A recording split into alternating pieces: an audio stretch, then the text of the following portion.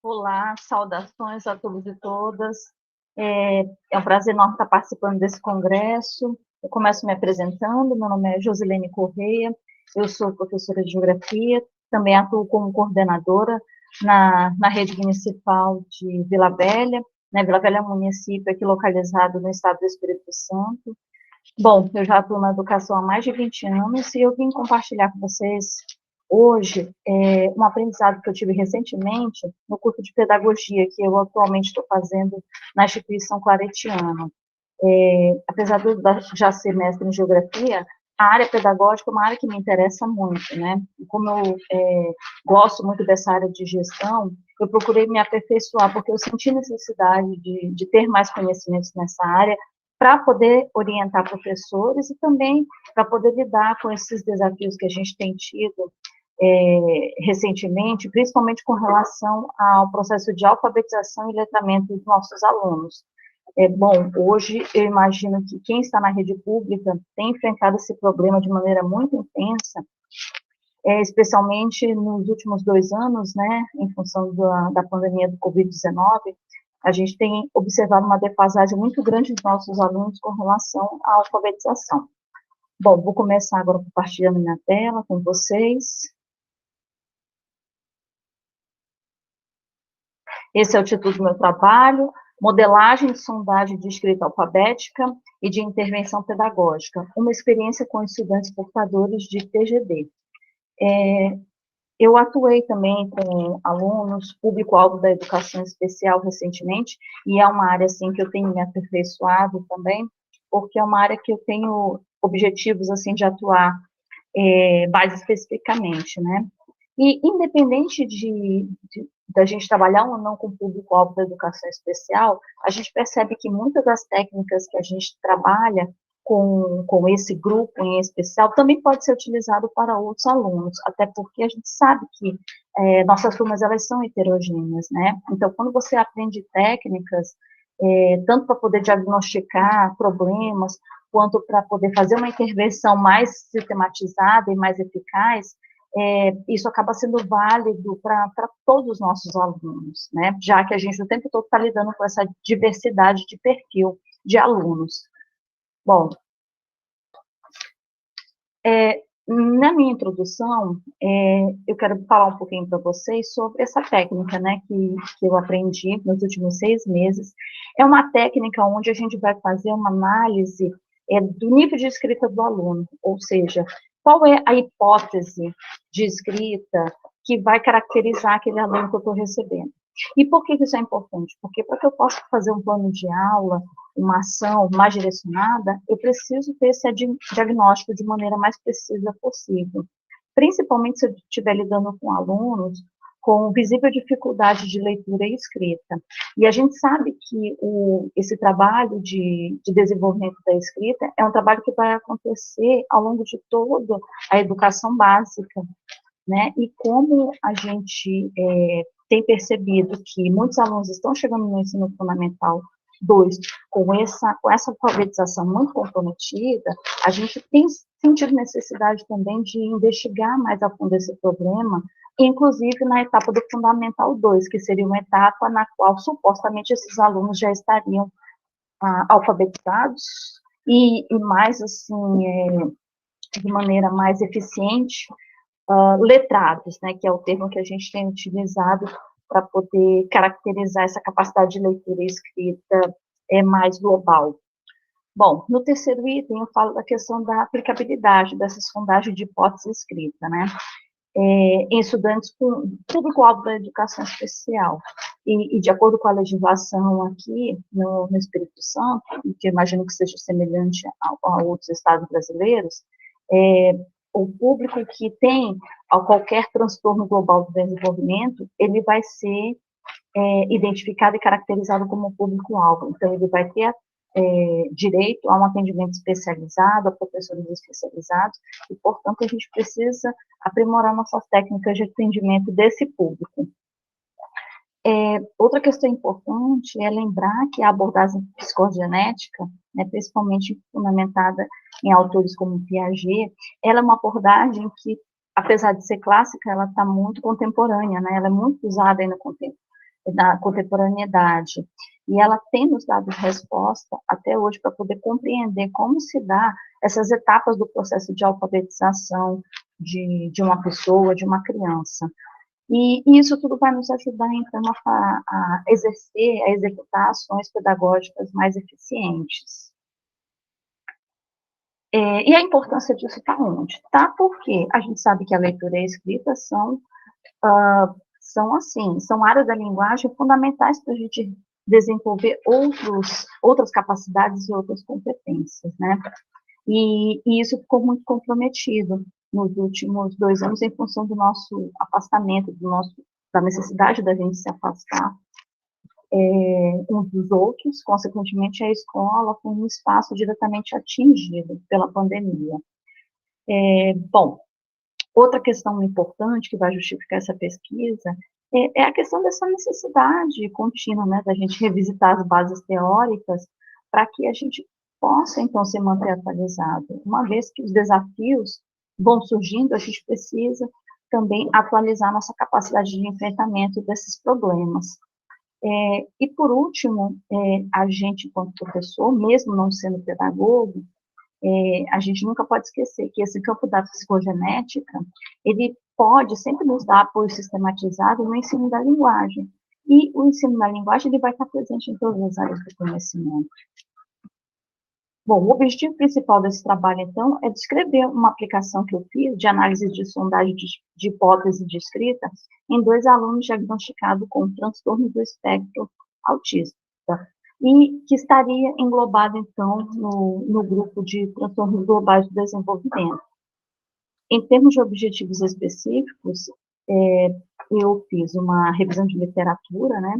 Precisei fazer essa revisão de literatura para poder elaborar de maneira sistematizada os procedimentos técnicos para poder aplicar essa sondagem.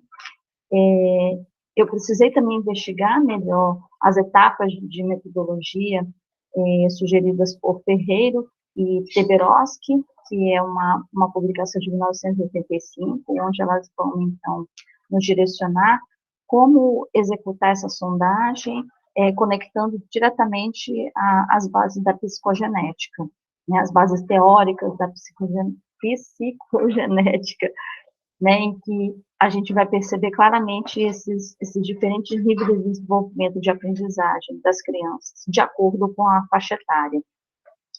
E, por fim, eu vou fazer a descrição e análise da aplicação que eu executei, então, nos 2 alunos.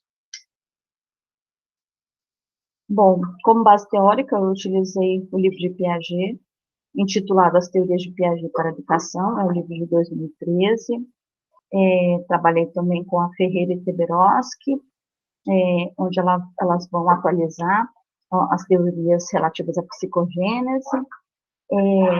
Na terceira base teórica, eu trouxe a sondagem de hipótese de escrita, a partir do high scope, né, que é uma abordagem que vai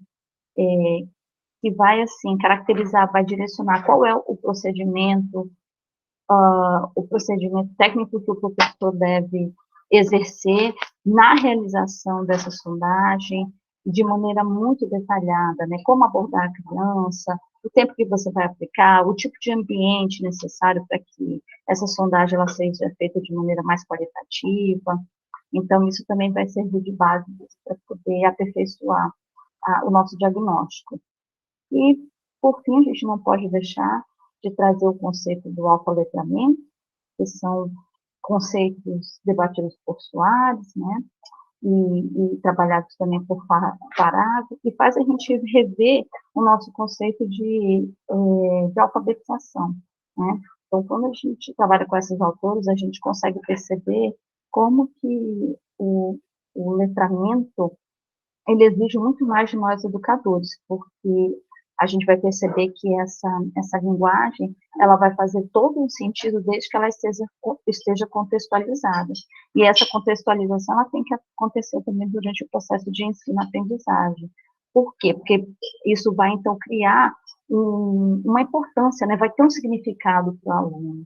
Consequentemente, então, isso vai favorecer esse processo de armazenamento de informações, né? E de apreensão desse conhecimento. Bom, na metodologia, a gente fez a revisão de literatura, principalmente sobre a análise de amostras. Então, essas amostras são o quê?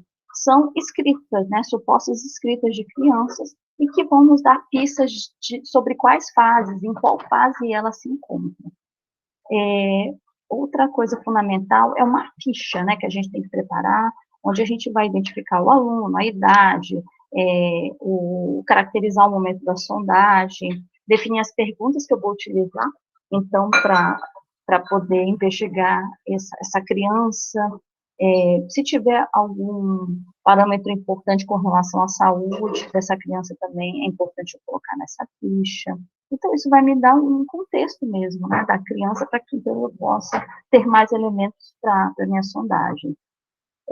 Na terceira etapa, eu vou mostrar, né, como foi feita essa análise, principalmente depois da aplicação técnica. Ela foi feita de maneira presencial, e aí eu vou apontando, né, quais são as observações, então, que eu vou fazendo a partir de cada informação que essa criança vai me trazendo por meio da escrita dela. Por fim, nós temos uma última etapa, que é onde eu vou finalizar a fichinha, né, do aluno investigado, e aí eu vou fazer tirar as conclusões acerca dessa análise da elaboração, da hipótese de escrita. E aí, por fim, eu consigo definir, então, em qual fase cognitiva ele se encontra. Quais foram, então, as perguntas que eu fiz para esse aluno? Então, a primeira pergunta que eu fiz foi se ele gostava de brincar. A segunda foi que brinquedos, né, ele gostava mais. E depois eu induzo, né, eu solicito que esse aluno escreva isso para mim. Bom, outros temas podem ser utilizados, né, você pode falar de alimentos, pode falar de festas, enfim. Isso vai muito assim do perfil da criança. Então, nesse caso, eu utilizei então o tema brincar para poder abordar.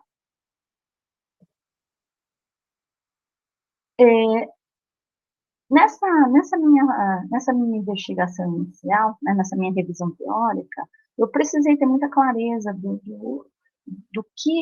dos elementos que essa criança me trazia, como que eu ia fazer essa análise, né? Então, aqui eu vou fazer rapidamente essa revisão de literatura, baseada em Ferreira e Federowski, para vocês poderem, então, acompanhar meu raciocínio. Antes, eu vou verificar aqui rapidinho se a, a gravação ela continua acontecendo, só um instante.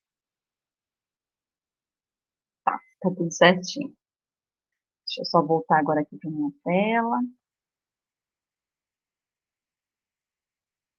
Deixa eu retomar aqui.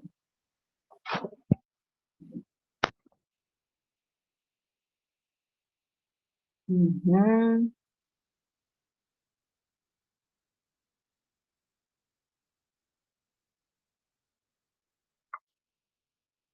Compartilhei. Oi, som. Ok, certinho. Deixa eu passar para cá. Bom, então, a primeira possível fase em que a criança se encontra, é a fase icônica, né, em que a criança ela vai representar as coisas vai representar a escrita, na verdade, por meio de desenhos, né, porque, então, a palavra, para a criança, ela é o próprio objeto. Então, ela vai fazer, você vai pedir para ela escrever alguma coisa, e ela vai tentar fazer o desenho dessa coisa. Nós temos uma outra fase também, que a gente denomina de garatuja, onde você percebe uma total irregularidade, né, daquilo que ela escreve. Então, aquilo não é uma letra, não é um desenho, não tem valor alfabético, não tem valor sonoro, mas é aquilo que a criança entende como escrito.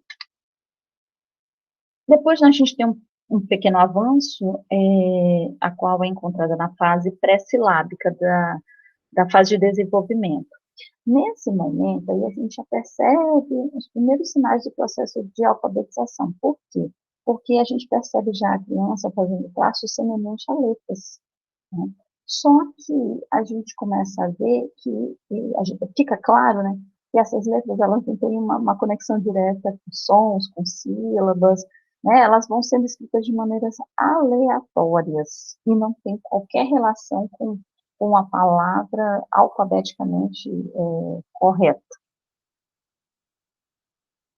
Com, com um pouco mais de avanço em termos do processo de apreensão da alfabetização, a gente percebe uma fase chamada de silábica, mas sem valor sonoro. Essa etapa é muito interessante porque a criança ela consegue atribuir uma letrinha para cada fonema, ou para cada sílaba, na verdade, né?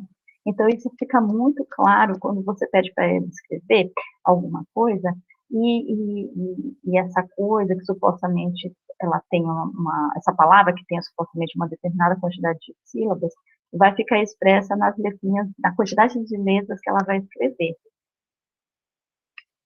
Avançando um pouquinho mais, a gente já vai ter a fase silábica com valor sonoro, ou seja, a gente já consegue perceber, além das sílabas, alguns fonemas, principalmente as vogais, né? Então, assim, você já tem mais um avanço na questão da apreensão da linguagem escrita. Já na fase silábica alfabética, a gente já começa a perceber associações mais claras entre letras, entre sílabas, e até mesmo tentativas de formações de palavras, né? Então, a gente já tem uma consciência do som, e que já começa a ficar expressa na relação entre sons, letras e palavras, mesmo que ainda acha muitos erros, mesmo que ainda exista muitos erros na escrita. Já na fase alfabética, é o momento em que nitidamente você consegue perceber que a criança ela vai fazer combinações de sílabas mais claras, já usa formar palavras, já consegue formar algumas orações.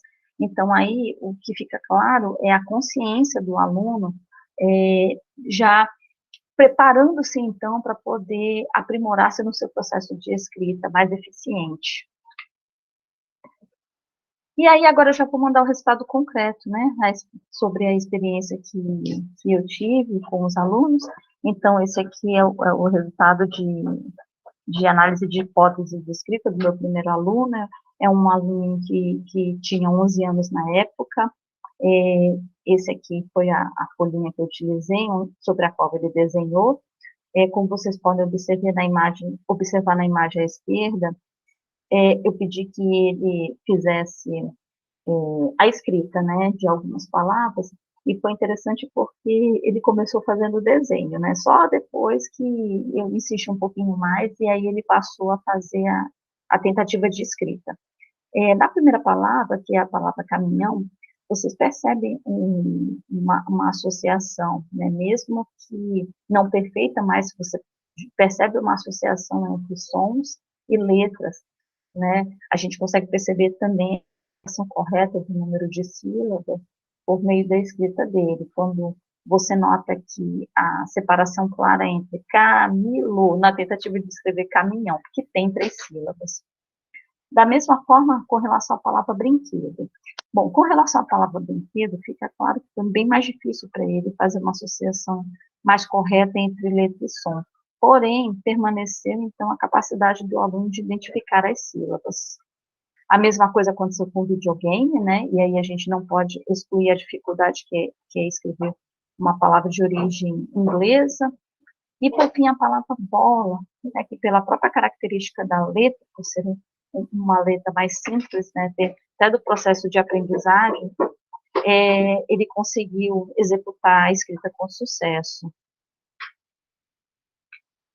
O meu próximo exemplo foi um aluno com 11 anos também.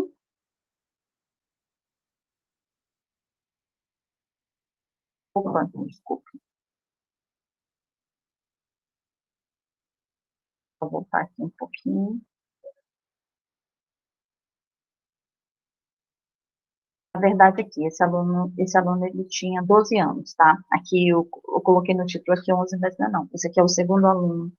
Ele também tinha 11 anos. E aqui no caso do segundo aluno, a gente já percebe uma hipótese de escrita alfabética. Por quê? Porque a gente consegue ver que ele conseguiu fazer combinações de fonemas para a formação de palavras, inclusive palavras com mais o mesmo nível de complexidade do outro. Porém, esse aqui obteve mais sucesso, inclusive no momento de escrever videogame. Pode ver que ele conseguiu fazer uma boa aproximação com a escrita real. Então, a gente já percebe reconhecimento ortográfico e fonético por parte do aluno, né? E aqui, certamente, esse aluno já vai estar evoluindo para uma capacidade de comunicação já preparada para poder avançar para construções mais elaboradas. Inclusive, no final aqui da folhinha onde ele escreveu, você vai conseguir ver a frase, né? Eu brinco de carro. Então, a escrita dele ficou muito próxima da escrita considerada correta do ponto de vista da língua portuguesa. E aí, eu tenho esse diagnóstico. E qual que é a próxima etapa? Na próxima etapa, ela tem que ser uma intervenção. E essa intervenção também ela tem que ser sistematizada, ela tem que ser planejada, ela tem que estar baseada em teorias e procedimentos técnicos para que isso obtenha sucesso. E aí eu vou agora interromper um compartilhamento para a gente conversar um pouquinho mais. Bom, essa intervenção, então, no ambiente escolar, ela vai acontecer por meio de uma aula, né? A planos de aula, enfim, um determinado projeto a ser executado ao longo de um determinado período, a depender do objetivo que eu traçar para o meu aluno e a depender do que eu conseguir diagnosticar, de acordo com a hipótese de escrita dele. Independente disso, são inúmeras as possibilidades. Mas o que é importante eu usar no meu plano de aula? É perceber quais foram os fonemas, quais foram as letras, as quais ele teve dificuldade mais para escrever. Diante disso, eu vou conseguir, então, focar, inclusive, no tipo de material que eu vou utilizar para ele. Por exemplo, se eu considerar, então, que o meu aluno, ele está na fase pré-alfabética, né, eu tenho que começar trabalhando com as vogais, por exemplo. Né? Então, aqui eu trouxe para vocês uma das aulas que eu elaborei para alguns dos meus alunos, onde eu começo escolhendo uma história. Né? Então, eu procurei uma história onde eu pudesse, onde tivesse um vocabulário que me estimulasse a trabalhar com vogais. E aqui, ó, o que eu fiz? Naquela ocasião, eu não tinha muito acesso a tecnologias digitais, então, o que eu fiz? Eu preparei o meu material aqui visual, para trabalhar com os meus alunos. Então, esse título, isso aqui é fruto de uma história chamada Joana, agora até esqueci o nome da história, A Menina que Não Gostava de Fruta, é isso. Joana era a menina que não gostava de fruta. Então, aí, o que eu fiz? Eu produzi alguns materiais para poder trabalhar com este meu aluno, materiais visuais e materiais escritos também. Né? Bom, quando você trabalha com livro, é muito bacana, porque você, do próprio livro, você vai tirando o vocabulário para trabalhar. Então, vamos supor, eu quero trabalhar as vogais, né? Vou escolher uma vogal para trabalhar, a vogal A. Aí, o que eu vou fazer? Dentro desse livro, eu vou procurar o vocabulário que tenha a letra A, que no caso, a palavra abacate. Tá? Então, isso aqui é só um exemplo, ó. Trouxe a palavra, trouxe a imagem, porque eles vão poder manipular, eles vão poder, né, se eu pedir para eles, identifiquem para mim, coloca a palavra abacate junto com a imagem abacate, né, então isso é uma coisa que é possível fazer, mesmo se você não tiver nenhum tipo de tecnologia para trabalhar. Aqui, ó, outra palavrinha que eu preparei, que é a palavra amora, né, que inclusive é interessante porque aí você pode trazer a questão da cultura alimentar, né? Será que a amora é um tipo de fruta que faz parte da minha cultura alimentar? É fácil encontrar amora na minha cidade? Então, são coisas que você pode puxar também para discutir. Bom, isso aqui é um material muito simples, que qualquer professor consegue produzir para trabalhar com esses alunos, mas eu tenho também um material digital, né? Esse mesmo material que eu mostrei para vocês aqui, que eu utilizei lápis, né, canetinha colorida para produzir, eu também produzi em meio digital. Então, que fica mais fácil ainda, porque eu posso trazer da internet materiais visualmente bacanas para poder trabalhar com eles. E sem contar com a parte mesmo dos jogos hoje, que hoje você tem uma quantidade de plataformas que oferecem a possibilidade de construção de jogos gratuitos enorme. Então, isso é uma coisa também que você pode trazer para trabalhar com eles. Inclusive, eu tenho um jogo específico dessa temática. Deixa eu ver se eu consigo abrir aqui para vocês. Só um instantinho.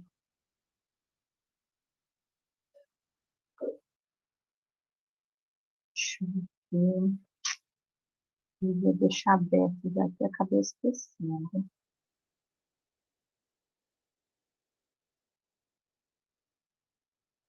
Bom, eu vou fazer o seguinte, como eu acabei não deixando aqui aberto, de qualquer forma eu vou deixar o link do jogo disponível na descrição do vídeo, tá bom?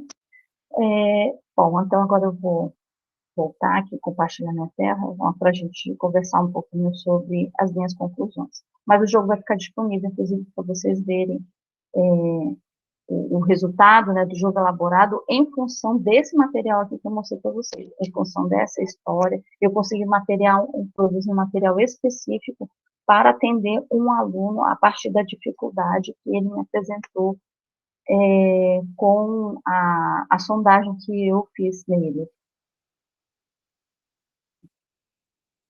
Compartilhando aqui minhas conclusões.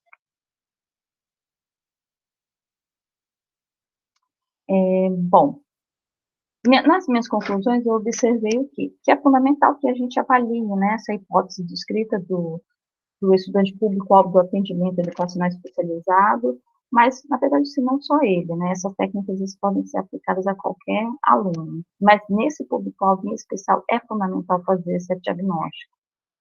A gente percebe ainda que estudos clássicos de Piaget ainda estão muito presentes e nos ajudam a compreender como que funciona o cérebro, né, essas etapas de desenvolvimento da criança, principalmente voltado ao processo de aprendizagem. E, por fim, a gente consegue perceber que esse tipo de técnica, ele traz uma resposta muito satisfatória para nós, para que a gente possa elaborar nossos planos de aula, mas principalmente para atender essa diversidade de público que nós temos hoje. Bom, muito obrigada. Tem o meu e-mail disponível lá na primeira página do slide, então qualquer dúvida ou qualquer material complementar, vocês podem entrar em contato comigo para solicitar, tá bom? Um abraço a todos e bom congresso!